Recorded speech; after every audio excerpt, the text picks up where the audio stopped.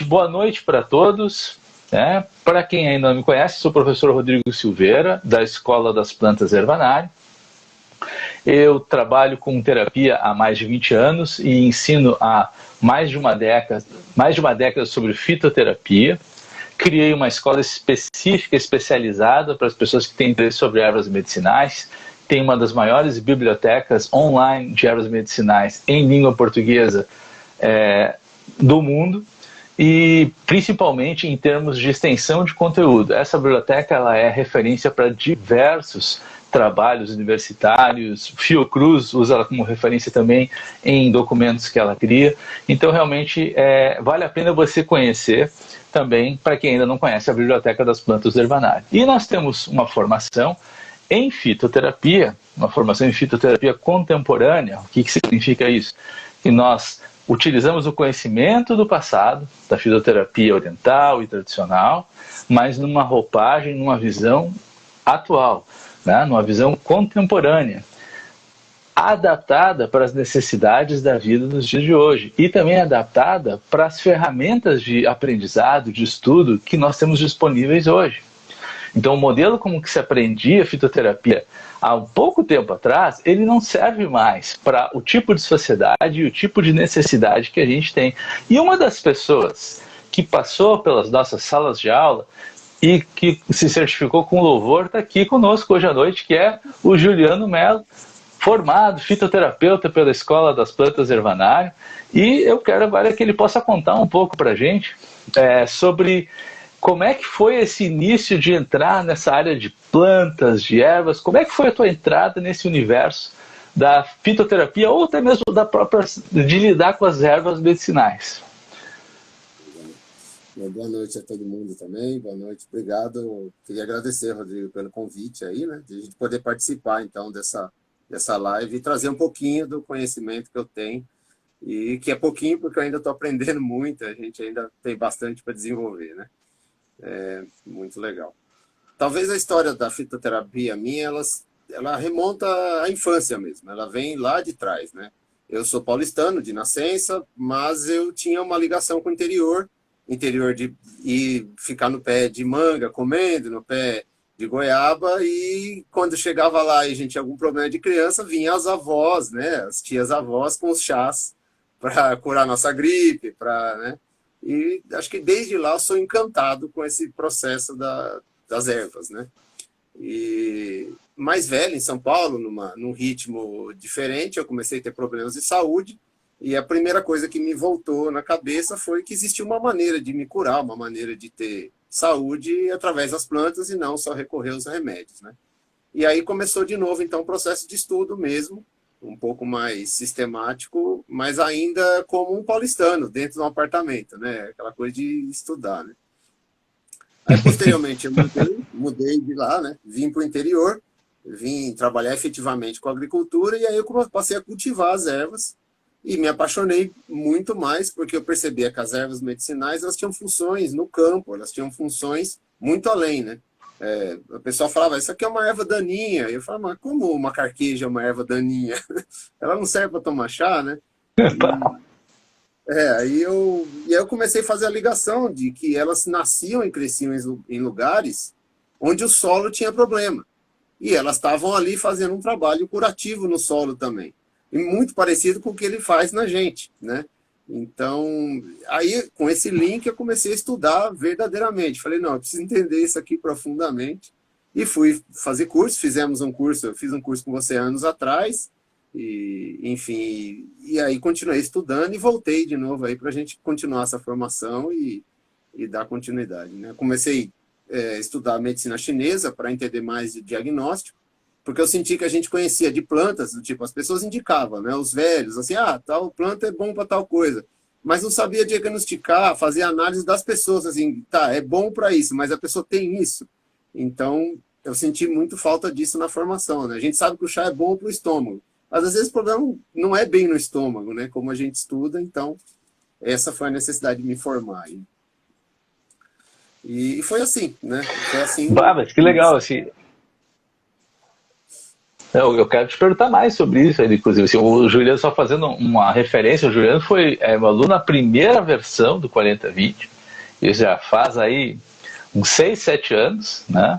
E ele voltou agora com a versão do 4020 todo remodelado, versão profissionalizante, assim, e muito legal essa questão. E naquela época já, ele me falava sobre essa relação das ervas medicinais, que acontecem, que, vamos dizer assim, que dão espontaneamente num terreno, num local, e que elas têm uma mensagem para passar para a gente sobre isso, né? E isso vai ser o mote da nossa conversa. Mas antes de a gente entrar nisso e começar a falar um pouco sobre a mensagem das plantas aí também, eu queria saber assim, há quanto tempo, então, para entender assim, há quanto tempo tu já estás dedicado à carreira terapêutica agora, nessa fase da vida?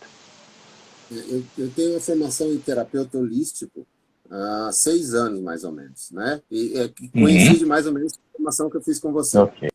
E desde esse período eu recomendo ervas. Eu já trabalho recomendando ervas, mas de uma maneira mais tímida, né? Uma maneira mais simples, usando um pouco do conhecimento popular que eu tinha e estudos de livros e leituras e tudo mais, né? Mas, por exemplo, não formulava elas especificamente numa farmácia, não tinha um trabalho tão profissional, era mais a recomendação do chá mesmo, né? Tinha efetivamente um funcionamento, funcionava, mas como eu trabalhava no campo, as pessoas tinham acesso às ervas, conheciam, entre aspas, as ervas, eu aprendi muito com elas, né? A olhar uma erva e falar, essa aqui é tal erva, aquela é tal erva. Então, claro, esse conhecimento ajuda muito o uso de chá, né?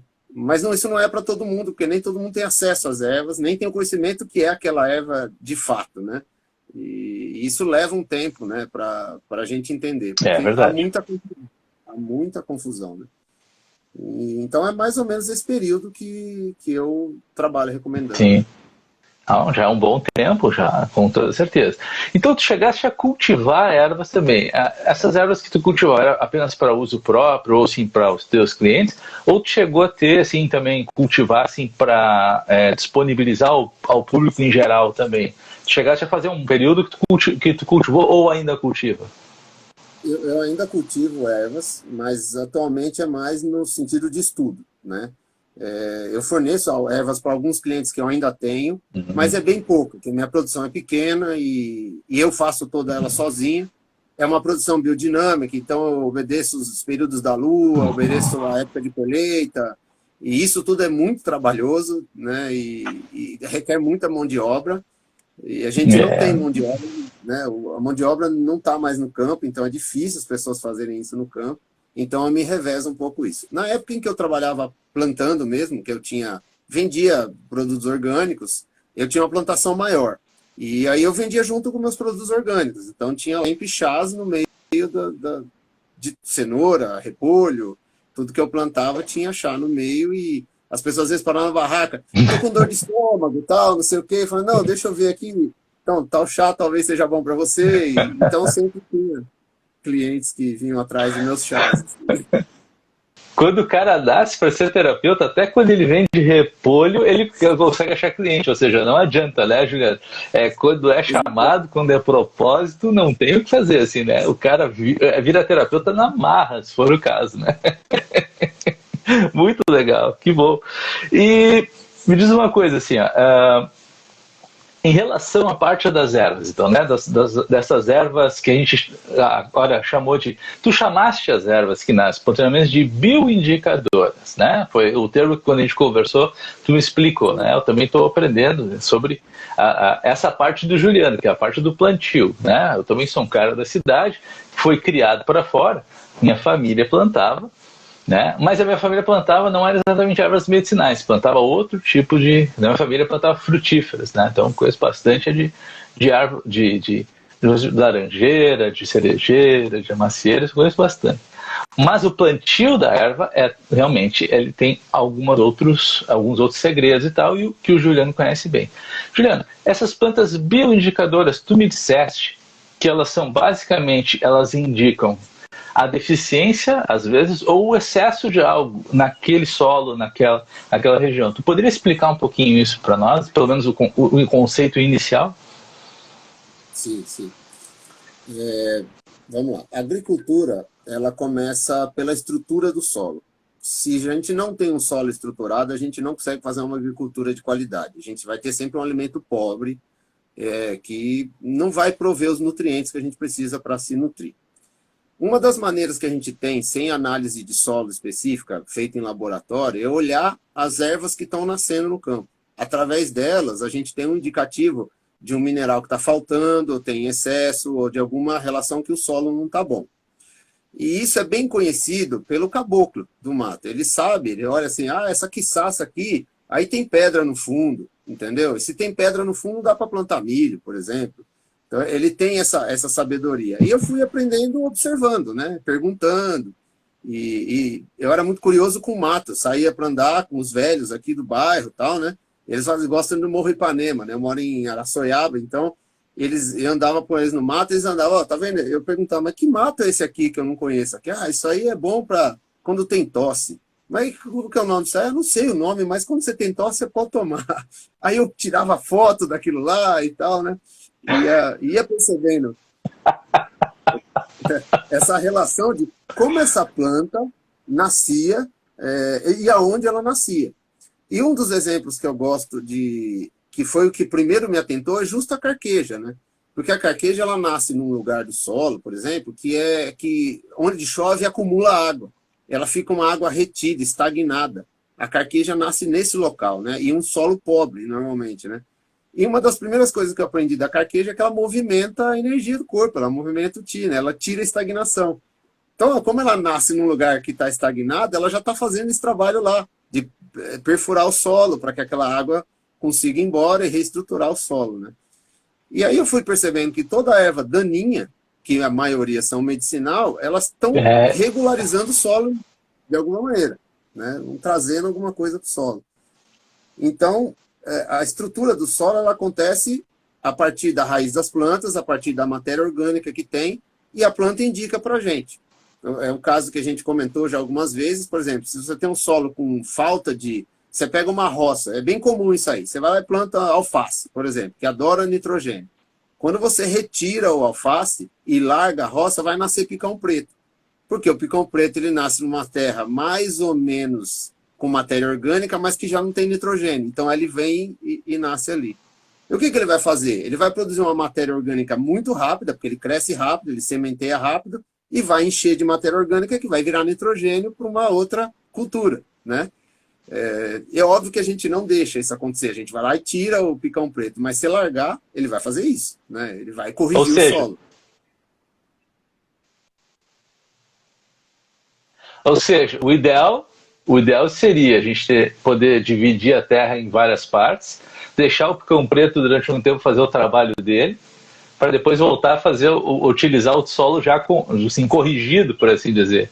Algo assim, essa seria uma solução interessante, no caso, aproveitar, vamos dizer assim, a própria natureza está querendo se reequilibrar, e por isso favorece o nascimento de determinada planta? Exatamente. Por exemplo, se você entender isso que você falou, existe aquela técnica da coivara, que é uma técnica indígena, meio dos negros que vieram para o Brasil, dos quilombos. Eles fazem queimada. Eles entram num pedaço da mata, queima a mata, aquela cinza e aqueles nutrientes, eles cultivam por 1, 2 anos, depois largam aquela área por 30 anos. Só depois de 30 anos eles retornam para lá. Em 30 anos todo esse processo aconteceu, né? Se reestruturou o solo. E é uma técnica que fala, mas está queimando a mata. É extremamente benéfica, né? Apesar de tudo, ela é benéfica. Vai sempre estruturar o solo, né? Contanto que não queime todos os anos, né? Essa é a questão, né? O pessoal que viu esse pessoal fazendo isso não entendeu o princípio completo. Tipo assim, queima todos os anos a mesma área. E, logicamente, depois de 5, 6, 7 anos, vai ter exaurido completamente aquela terra e vai virar um deserto, né? Vai virar nada aquilo ali, né? Exatamente. Você vai empobrecer o solo, vai faltar nutriente. E aí a gente começa, com isso, usar uma agricultura química que degrada ainda mais o solo. E aí não dá a possibilidade de a gente usar uma erva medicinal, de fato, né? Porque num solo químico, a erva medicinal não tem a potência que ela precisa ter. Ou às vezes nem faz o efeito, né?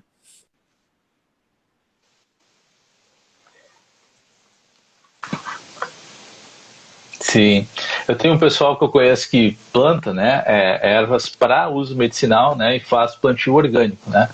O que eles me comentaram é que o solo precisa ficar parado, dependendo do que foi colocado lá, mas de uma maneira geral, o solo que foi utilizado por agricultura, vamos dizer, tradicional, que utiliza fertilizante, veneno, tudo, tem que ficar parado um mínimo de 7 anos para começar, então, a fazer algum plantio de erva orgânica ali. É um mínimo de 7 anos. Então, qualquer terra que tenha recebido, né, qualquer tipo de fertilizante, qualquer tipo de veneno, está 7 anos condenada a ter que ficar paradinha, assim, independente dela ter ou não os nutrientes, porque é o tempo mínimo que leva para aquilo começar a se mover e ser retirado do solo direto, no caso, né?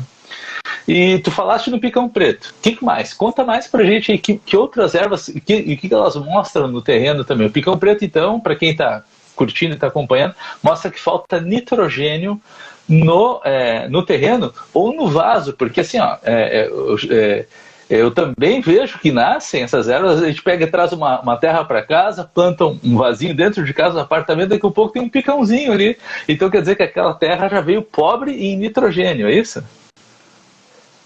Não necessariamente. Ela vai nascer em terra que tem nitrogênio. Provavelmente o vaso ele veio com uma semente de picão que ela vai nascer. Mas, por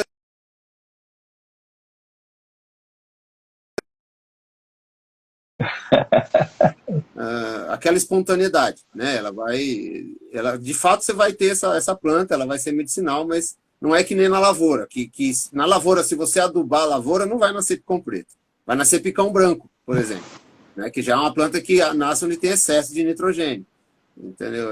Já vai vir uma outra hum. erva para tentar corrigir o solo, inclusive, de novo.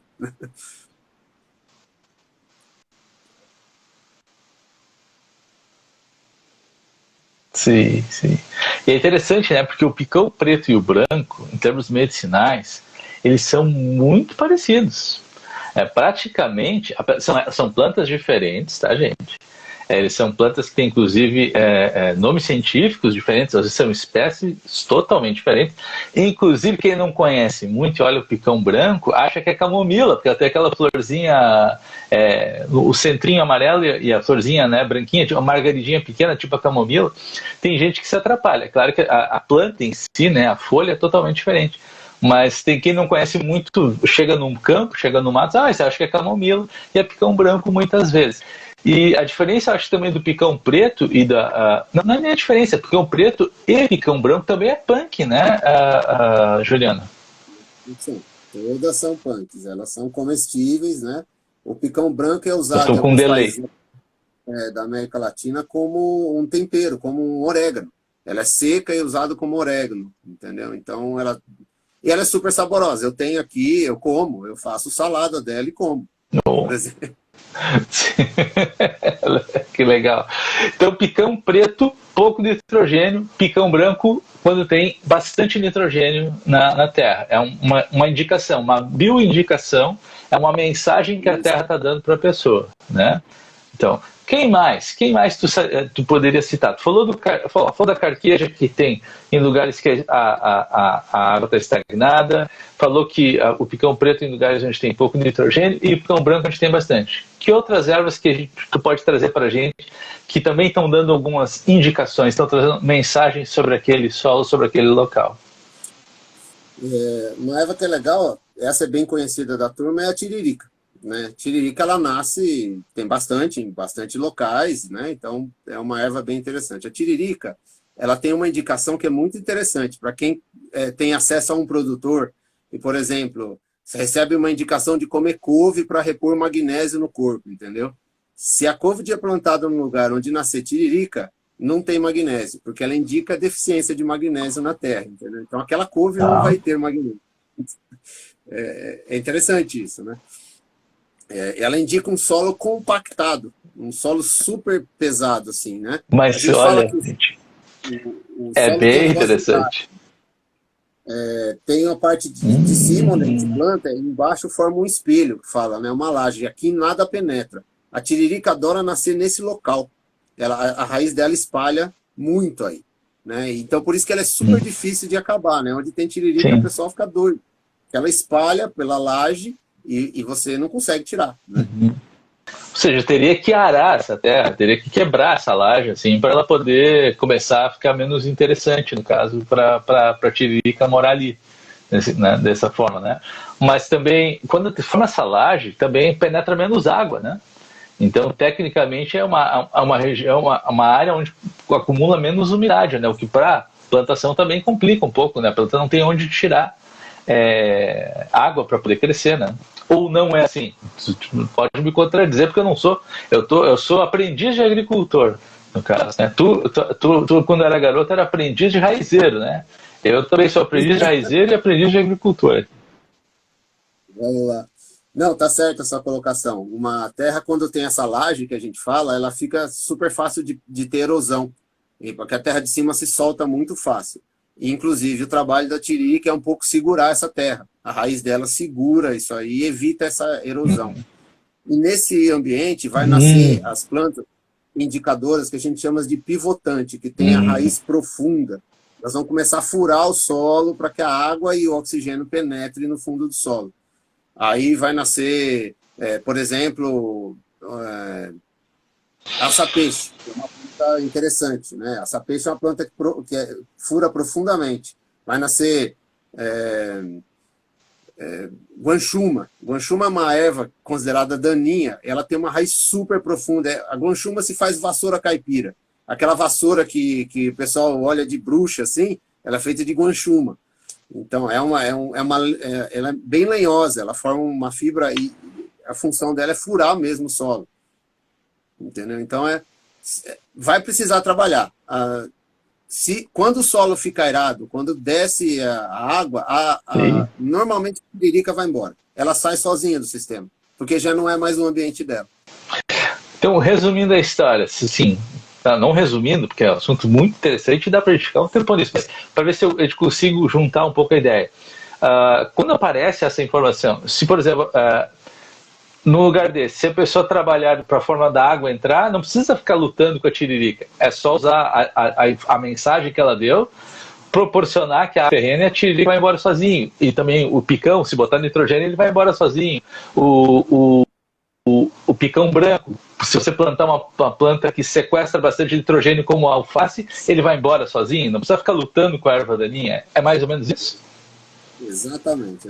Uma agricultura orgânica, uma agricultura sintrópica, né, agroflorestal, ela faz isso, ela não fica usando nenhum herbicida, ela vai entrar na terra e vai corrigindo aos poucos. Você tem uma braquiária é comum, onde tem pasto, assim. A braquiária, ela só fica onde tem sol. Eu não quero mais, eu planto uma mona. Ela vai sombrear e a braquiária vai sair.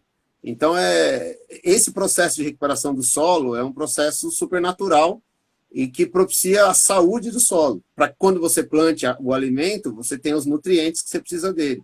Quando a planta medicinal se desenvolva, ela realmente tenha as propriedades medicinais, né? Se não for assim, é difícil, né? A gente fica lutando contra a natureza, em vez de usá-la para nos ajudar, né? Não, a gente tem muita coisa para aprender, né? Esse processo da gente se reconectar com a natureza, ele é um processo bem mais profundo do que a gente imagina, né? Claro que tem uma série de etapas para a gente cumprir. Se a pessoa está na cidade, se ela começa a consumir alimento orgânico de boa qualidade, de boa procedência, é uma etapa. Ela já está começando a fazer algum movimento nessa direção. A pessoa que está acostumada a tomar apenas medicamentos, se ela começa a pensar em tomar ervas medicinais, ela está cumprindo uma segunda etapa, ela está buscando mais conexão. Né? Mas daí, como tem várias etapas sobre isso, até o ponto que se chega nessa de a gente conseguir olhar, e inclusive no ambiente urbano, hoje eu estava aqui caminhando, né? Estava fazendo meu exercício da manhã, e estava vendo uma série de ervas que estão nascendo na rua, nas frestas da calçada, e fui identificando várias ervas que vão nascendo espontaneamente. E pensei assim, esse processo não acontece só no campo, ele está acontecendo agora, né, na vida da gente, na rua que a gente anda, no vasinho que a gente planta em casa. Então, é por isso que é legal de começar a desenvolver esse olhar no caso. Teve uma pessoa que foi muito legal, porque ela botou um comentário na chamada da nossa live, que ela disse assim, teve uma planta que nasceu espontaneamente na minha casa, e aí ela morreu, e eu fiquei muito triste. Ela disse assim, uma planta mensageira, eu não sei qual é a mensagem que ela quis me dar, e ela ainda por cima morreu. Então, quer dizer assim, é muito bonito o comentário dela, mas isso demonstra como a gente está sedento por saber mais sobre esse tipo de coisa, né? O que mais tu poderia acrescentar pra gente aqui? Assim, tu me falou um negócio sobre o alecrim que eu achei fantástico. Acho que o pessoal precisa saber isso, Juliana. Legal, vamos lá. Deixa eu só acrescentar um comentário que eu achei legal você falar do quebra-pedra. Quebra-pedra, uma semente de quebra-pedra debaixo de uma laje de 4 centímetros de concreto, ela quebra o concreto e sai. Né? Ela consegue germinar e quebrar o concreto. Né? Então você vê o poder de germinação daquilo lá. Aí a gente não sabe por que atua no rim, né? Porque que ela... Uma semente ela vai e... Então... Uma semente. Ela tem um poder fantástico. Né?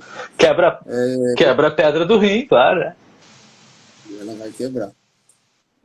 Você comentou, então, do alecrim. O alecrim é uma planta interessante, que é uma planta também de curar o solo, né?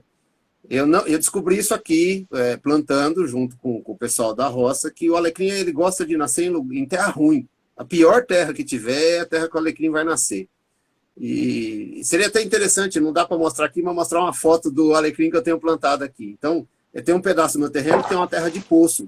Do fundo do poço, é uma terra muito ruim. E aí, eu plantei o alecrim nessa terra. Do lado dele, um pouco distante, eu tenho plantação de capim-cidreira e do outro eu tenho erva-cidreira, né? Capim-limão e erva-cidreira. A erva-cidreira e o capim-limão, nessa época de seca, eles estão indo, assim, difícil, né? O alecrim está lindo, é seco, a pior terra, ele está lindo, maravilhoso lá se desenvolvendo, né?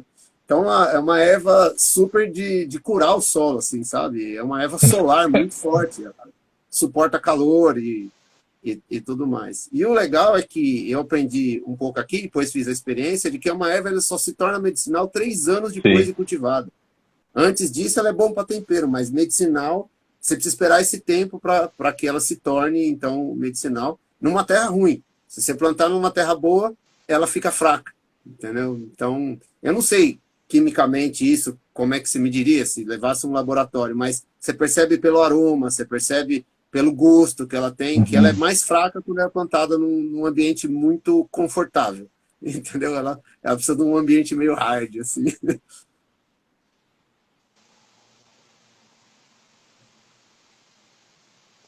Uma terra rica.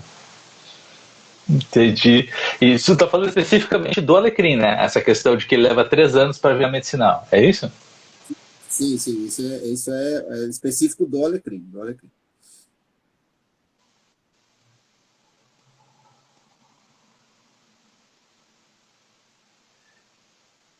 Tá legal. Tira a foto desse alecrim que tu tem aí, manda para mim que a gente vai botar lá na timeline do Instagram. Vamos falar sobre isso aí amanhã, se tu puder mandar essa foto pra gente aí. Vamos mostrar pro pessoal como é que é um alecrim bonito que nasce numa terra que não tá tão boa nesse momento, no caso. Né? Nossa, super isso aí. Super. Essa é uma informação que, por exemplo, não existe em literatura nenhuma. Quer dizer, se existir, é um livro muito obscuro. Né? A gente, no Ervanário, a gente tem mais de 200 fontes em livro, em 3 línguas diferentes. O alecrim é uma erva super documentada. Né? Praticamente não existe um livro que não fale do alecrim. E eu nunca ouvi falar sobre isso. Esse aqui é o que eu mais gosto nessa coisa de pesquisar e de estudar, e tem coisa que não vai ter em livro nunca, é coisa que tu aprende com o raizeiro, com a pessoa da terra, a pessoa que está lá, e também com a pessoa como tu aí, que é um professor pardal das plantas também, que está aí lá plantando e prestando atenção no como as plantas se desenvolvem aí na tua terra. Eu confesso, eu sou super apaixonado por essa história de plantar as ervas. Eu não vou virar agricultor no momento, a ideia é ser fitoterapeuta mesmo, mas esse contato direto, esse conhecimento de como a planta acontece, eu acho super importante, assim, por um gosto pessoal, porque eu gosto, mas é porque dali também tem muita sabedoria. Você aprende olhando a planta, até para que ela serve, como é que ela vai atuar, porque ela tem um formato, ela tem um cheiro, ela tem uma particularidade que eu acho que ajuda. penso que todo fitoterapeuta, quanto mais pudesse estar perto das plantas para entender o que ele indica, seria mais rico, assim, né? E por uma porção intuitiva da gente, né? Para além do conhecimento científico. Então, eu recomendo todo mundo ter vasos de um pedacinho de quintal, qualquer coisa, né? Mas ter plantas em casa. Com certeza, sim. Sabe que no Ayurveda, né? Eles um dos principais, vamos dizer, axiomas do Ayurveda é que a planta que nasce espontaneamente próximo a gente, vamos dizer assim, ela está querendo curar alguém na vizinhança. Então a gente mora em apartamento aqui no Porto Alegre, então volta e meia nasce quebra-pedra, outra hora nasce nasceu espontâneo aqui na frente do meu edifício, e era para questão de bronquite, mucolítica e tal, nasce espontaneamente. Ou seja, assim, eu que já sei, eu olho assim, alguém no prédio está precisando liberar o pulmão, alguém no prédio está com pedra nos rins, porque a planta só nasce ali porque existe uma inteligência na natureza. Além de ter essa inteligência no sentido de curar a terra, ela tem uma inteligência que o reino vegetal está preocupado também em harmonizar o planeta como um todo. Então, se tiver um ser humano que está doente, não tem harmonia. E as plantas estão trabalhando nessa direção, querendo ajudar, inclusive, os humanos, para que eles possam entrar em equilíbrio, entrar em harmonia. Então, isso que tu disseste de tu plantar para observar e receber essa sabedoria das ervas é sensacional.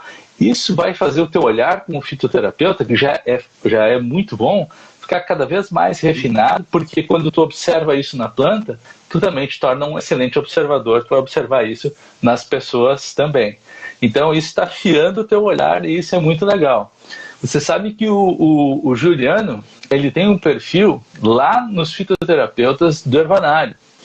E quem quiser contato, inclusive, não estamos terminando ainda, mas já estou adiantando. Quem quiser contato com o Juliano, quiser falar com ele, quiser marcar consulta com ele, quiser saber um pouco mais sobre as coisas que a gente conversou hoje aqui, vocês podem entrar a partir de agora, já está lá no perfil do Hervanário, lá no link da bio. Vocês clicam ali que vai aparecer, a primeira opção é fitoterapeuta Juliano Melo. Vocês podem clicar lá, vocês vão chegar na página do Juliano lá no Hervanário com todos os dados, pode mandar e-mail para ele direto a partir dali, pode pegar também e pode mandar o WhatsApp, a partir dali vocês podem conversar com ele, e se ele quiser ele responde vocês aí, né? Mas eu tenho certeza que ele vai conversar com todo mundo que quiser saber um pouco mais sobre esse assunto, assim. Juliano, tu que também cuida dessa parte, é fitoterapeuta, vamos falar um pouquinho também sobre as propriedades medicinais dessas plantas que a gente comentou, e vamos fazer um link aqui com algumas coisas que a gente já sabe. Assim, por exemplo, picão preto, picão branco, tu conhece também, né? Vocês usam, aí o pessoal da região usa essas plantas também com finalidade medicinal ou não tem visto muito isso aí na região? Olha, eles conhecem, o pessoal da região conhece o picão preto, né, como um hepático, um protetor hepático. Então, ele é visto assim, já tem algum problema no rim, toma. Ele é muito conhecido para quem tem hepatite, então o pessoal que tem icterícia, eles dão banho, né, de picão, então esse é o uso mais comum. O picão branco não, ele não é, aqui na região que eu moro, ele não é usado, ele não é nem como punk. Quando eu apresentei a primeira vez para o pessoal como punk, fiz salada para comer, o pessoal ficou meio estranho. Esse negócio vai me fazer mal, não vou comer, não. E aí eu tive que comer, falar, não vai passar mal, pode comer e tudo mais. Então...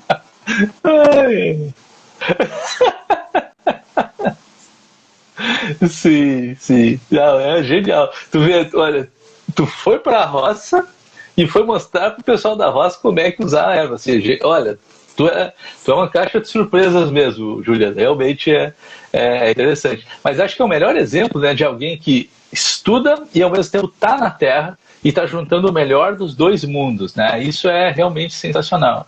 O alecrim a gente sabe para que usa. Tu sabe que o capim-limão, tu falou que tu tem capim-limão em casa que ele não está tão bonito. O capim-limão é conhecido para fazer o trabalho da tiririca também, né? Ele também enraiza, ele enraiza muito assim, radicular, né? Para segurar a terra no chão também. O pessoal usa muito aqui no sul para evitar a erosão, né? No caso também. Então, é claro, a gente conversa com gente que planta também, se interessa demais, assim, quer fazer passar uma tarde rápida e botar com alguém que planta, eu adoro, passo o dia todo conversando e perguntando, né? E é uma planta que funciona bem para isso também. E o pessoal daí, dessa região, tem interesse em ervas medicinais? Por exemplo, assim, eles gostam quando tu faz o teu trabalho terapêutico e quer usar erva com eles? Sim, sim. Existe hoje uma procura muito grande por ervas medicinais por conta dos efeitos colaterais dos remédios alopatas, né? Então, é comum aqui na região, eu sou conhecido já por plantar aqui há muito tempo, é bem comum bater alguém na minha porta e vir falar, olha, eu tô com um problema na vista assim, e tal, não sei o quê, eu acho que é o remédio que tá me fazendo mal, quero parar de tomar o remédio. Entendeu? Eu falo assim, não, quem manda parar de tomar remédio é o médico, mas ó, tal erva pode te ajudar. Né? Então, você vê que o pessoal tem interesse em substituir, né, o medicamento por alguma coisa seja mais saudável. É bem comum, Legal. sabe? Ou seja, tu já é o pajé daí da região, então o pessoal já sabe que tem que bater na tua tenda lá para ser atendido, é isso? Bom, eu queria ser um pajé mesmo, né? Mas, enfim, eu estou estudando ainda. É o que eu acho que eu junto, você fala uma coisa interessante, eu junto dois universos, né? Eu aprendo muito com eles, mas eu levo isso para o campo da pesquisa. Eu Então, eu também. tenho meus livros, vou atrás, por exemplo, eles não comiam o coração de bananeira aqui, né? Que dá para fazer uma punk, né? Então, todo mundo já descartava o coração de bananeira. E eu ensinei a refogar coração de bananeira, essas coisas e tal. Então, hoje a turma faz aqui carne de jaca com coração de bananeira, entendeu?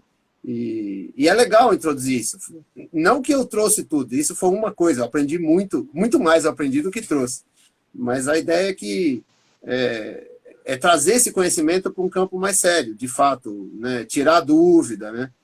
Que nem aconteceu um caso aqui uma vez que o cara falou, tem um jaborandi em casa. Aí eu fui pesquisar jaborandi, falei, pô, jaborandi é uma árvore que só dá no meio do mato, não dá aqui, né? E o cara jurava que era jaborandi. Você cheirava a planta, tinha cheiro de jaborandi, tinha o jeito de jaborandi, você fazia o suco dela, passava no cabelo. Só que eu fui estudar um falso jaborandi, não tem as mesmas propriedades, tal, mas cheira, dá para fazer um perfume, entendeu? De jaborandi. E eles aqui chamavam de jaborandi. Aí eu falei, olha, não é aquele jaborandi lá que deixa o cabelo mais escuro. Então é interessante isso. Isso é uma coisa bem legal que tu está trazendo. Tu trouxe uma coisa, entre várias coisas, né? Tu trouxe uma coisa super bacana, daquela história de o cara saber para que a planta serve, mas não tem ideia do nome da planta. Né? Isso eu achei, é bem isso mesmo. Eu conheço também muita gente que a gente conhece pro interior, quando era criança, então eu conheci muita gente que eles sabem tudo, eles apontam, elas vão dizendo assim, ó, essa é boa pro coração, essa aqui é boa pro pulmão, essa daqui é boa pro estômago, e vão só apontando. Mas tu pergunta um nome, eles não sabem dizer nada. Né? Não é importante para eles dar nome para as coisas, eles já sabem para que serve a planta. Né? Mas a segunda questão que eu acho é que tem aquelas pessoas que dizem assim, a mesma planta tem 50 nomes. Né? E o pior, às vezes esse nome ele ele é igual ao nome de outras plantas. Né? Aqui um pouco muito triste, tem o jaborandi, que o cara jura de pé junto que é jaborandi, não mas para ele então tem dois jaborandi, só que um é o que faz o efeito e o outro não.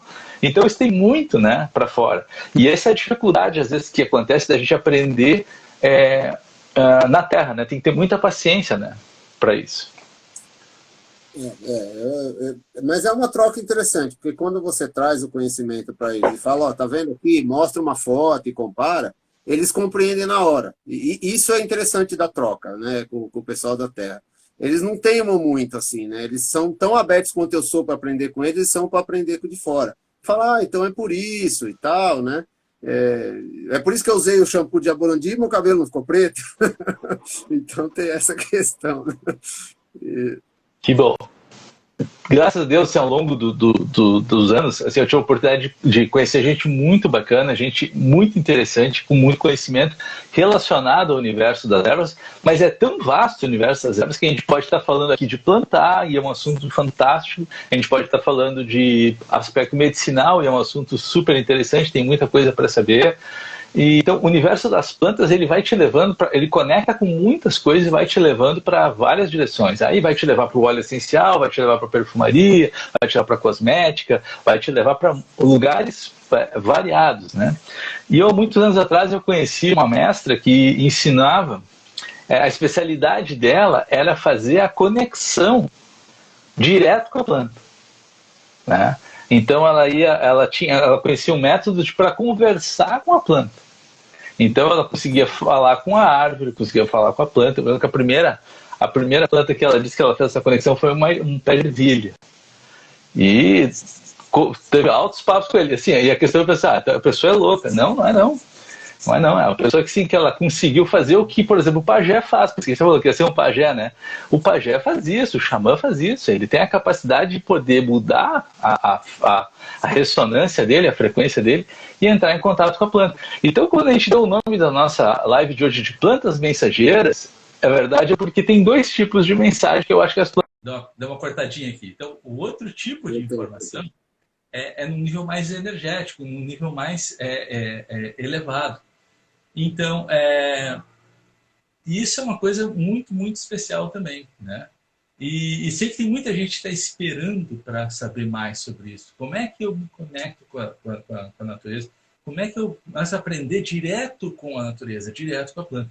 Eu tive, então, muita sorte. Eu e minha esposa, há 15 anos atrás, a gente trouxe essa mestra da Escócia para cá, um grupo de outras pessoas, e a gente foi os anfitriões dela, a gente teve muito, muito contato, e a gente aprendeu com ela isso, como fazer. Então, a partir dali, a minha visão do mundo das plantas mudou completamente.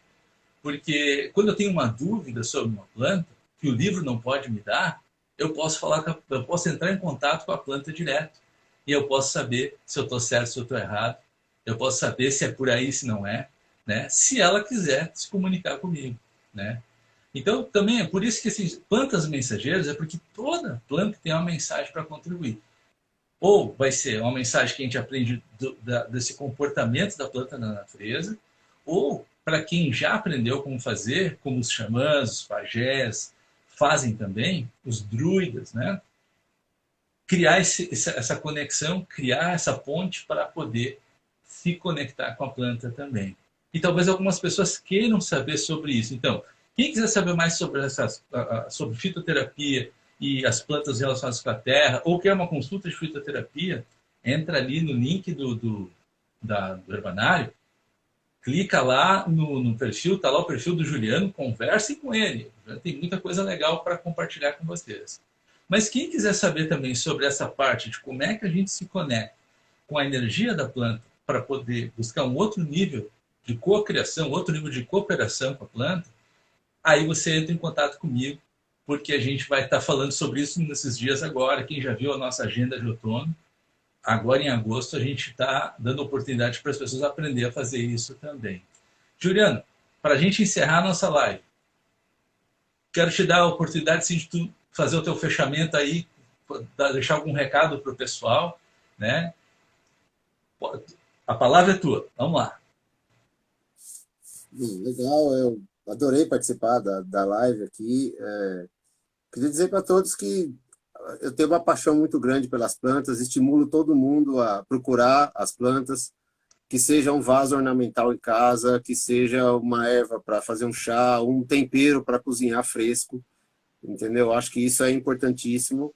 Eu acho que tanto o seu trabalho como o trabalho da gente como fitoterapeuta está aberto para ajudar isso. Eu tenho um site maravilhoso que é o Herbanário, que ajuda muito nessas informações. Entre em contato comigo, quem quiser saber da parte agrícola, o que eu puder ajudar, eu vou ajudar também, consultas e tudo mais, saber como cultivar. Então, o que seria melhor ter em casa, que planta que adapte, será vai no sol, não vai no sol. Também estou aberto para esse tipo de trabalho. E as consultas de fisioterapia, porque todos nós precisamos de mais fitos e menos remédios, entendeu? Seja ele para uma manutenção, uma prevenção, seja ele para curar uma doença, né, ou alguma coisa do tipo. Então, acho que essa é importantíssima, esse trabalho assim, né? E eu fico à disposição de contatos aí, né? Estou aberto aí para o pessoal. É isso. Muito bem, então, eu quero agradecer a presença do Juliano hoje conosco aqui. Eu tenho certeza que ele trouxe informações que são super interessantes e super importantes para todos nós. Muito obrigado, uma boa noite para todos e em breve nós vamos ter mais informações para todos vocês. Um grande abraço.